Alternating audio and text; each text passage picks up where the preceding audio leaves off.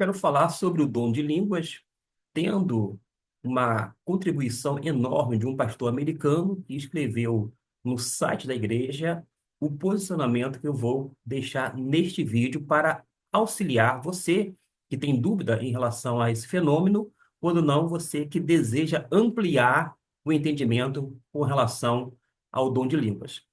O dom de línguas era uma habilidade sobrenatural concedida por Deus para falar em uma língua humana que não havia sido aprendida por quem falava. De acordo com o apóstolo Paulo, quando os crentes exerciam o dom de línguas na igreja, deveriam falar um de cada vez e apenas dois ou três podiam falar em um culto. Nós vamos observar no capítulo 14 de 1 Coríntios, versículo 27, o seguinte: se alguém falar em língua, faça-se isso por dois, ou quando muito três, e cada um por sua vez. Note bem, e haja um que interprete.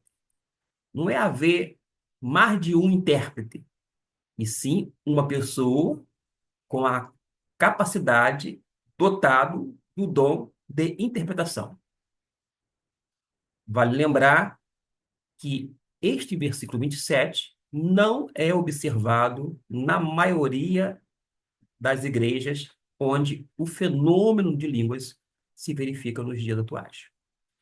Mas a gente prossegue dizendo o seguinte: porque quando as línguas eram faladas na igreja, deveriam ser interpretadas por alguém com o dom da interpretação, para que os outros pudessem ser edificados pela mensagem de Deus. Nós vamos observar isto com base no mesmo capítulo 14, no verso 5, nessa parte final que diz: a não ser que também interprete para que a igreja receba edificação. Temos outros textos, como o versículo de número 13, que mostra a necessidade. Por isso, o que fala em língua, ore para que possa interpretar. E no versículo 27, que já foi lido inicialmente, a gente sabe perfeitamente que há uma limitação, no máximo três pessoas, um de cada vez, e que haja um intérprete. Repito, não por falta de argumento. Não é para haver dois intérpretes, se três pessoas falarem. Não é para todo mundo falar ao mesmo tempo. A gente precisa ser bíblicos se quisermos realmente seguir aquilo que está preceituado na palavra de Deus. Mas nós compreendemos, então, que as línguas não serviam como uma linguagem de oração particular, mas sim como dons espirituais, como um meio pelo qual alguém podia servir e edificar o corpo de Cristo. Com base em que eu estou falando isto? Quando nós vamos para 1 Coríntios, deixando o capítulo 14 e indo para o capítulo de número 12, vamos notar que o apóstolo Paulo, ao fazer a listagem dos dons espirituais, lá no versículo 7, vai nos dizer algo que não pode entrar em contradição com nenhum outro texto da palavra de Deus, porque Paulo não se contradiz. Ele fala que a cada um, isto é, a cada crente, porém, é dada a manifestação do Espírito, conforme destaque feito até o momento. Mas ele vai indicar a finalidade. E qual é a razão de haver a outorga de um dom espiritual para cada crente em Jesus?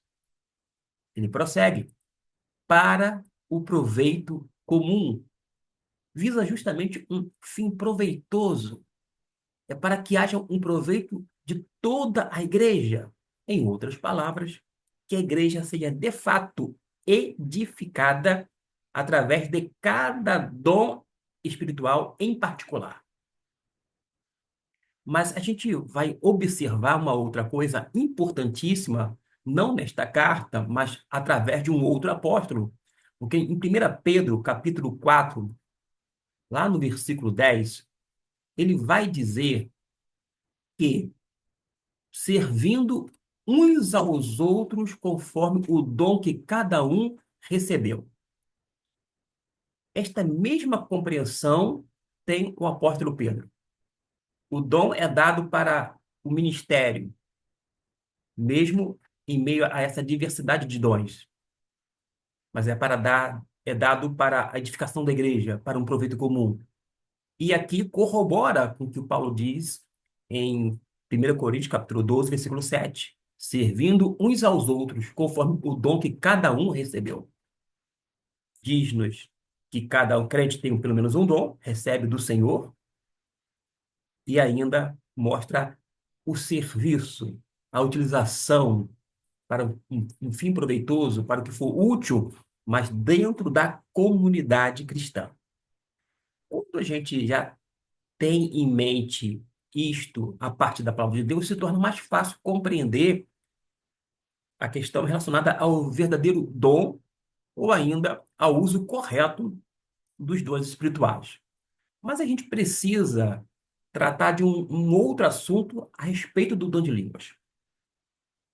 Porque no capítulo 13, e eu vou agora me reportar a este capítulo, lá no versículo 8, fala o seguinte: o amor jamais acaba, mas havendo profecias serão aniquiladas, havendo línguas cessarão, havendo ciência desaparecerá. E a pergunta que não quer calar é em relação a esta expressão, havendo línguas cessarão. Paulo faz uma declaração muito interessante, importantíssima, porque chega a ser quase surpreendente, logo no início do versículo. O amor jamais acaba, mas havendo profecias, serão aniquiladas, havendo línguas cessarão, havendo ciência, desaparecerá. Mas em relação ao amor, jamais acaba. Na expressão o amor jamais acaba, que está sendo destacada, a expressão significa que acabar jamais desaparece. O amor jamais será abolido. É isto que Paulo está dizendo. Paulo não estava dizendo que o amor é invencível ou que não pode ser rejeitado.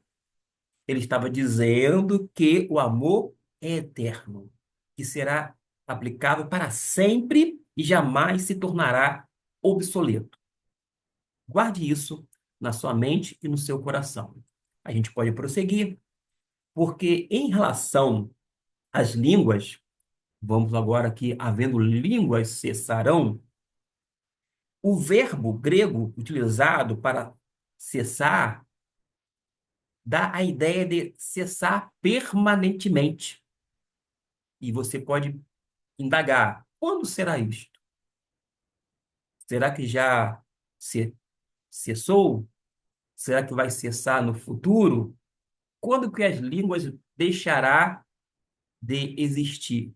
Segundo a perspectiva bíblica e conforme o pastor americano que contribuiu para este vídeo, a fim de que eu traga aqui algo que possa lhe ajudar e fazer com que haja esse aumento do conhecimento em relação à temática. Porque implica o seguinte: quando as línguas cessassem, jamais voltariam a falar em línguas. O texto grego mostra no versículo 8, em relação a línguas cessarão, glossai, pausantai. A voz se encontra na média, indicando que, uma vez cessando, cessaria permanentemente. E ainda, temos uma outra informação quando nós estudamos o grego koiné. Cessarão por si mesma. Ou seja, à medida que as pessoas que estavam falando em línguas dotadas pelo Espírito Santo deixariam de existir ou morreriam, as línguas iam gradativamente cessando. Uma vez cessadas, não voltaria mais, conforme o emprego da voz média da parte do apóstolo Paulo.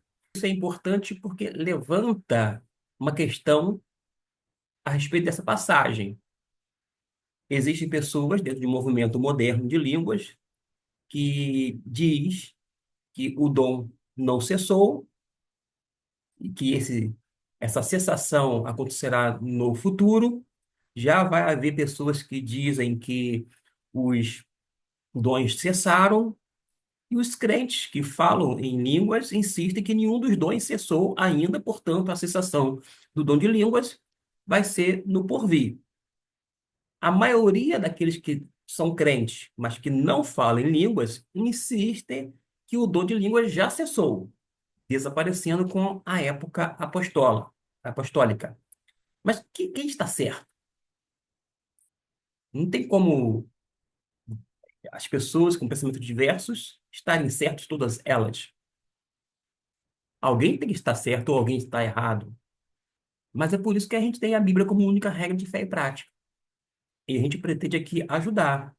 Não é trazer algo exaustivo, mas que venha cooperar com a ampliação do entendimento a respeito do assunto.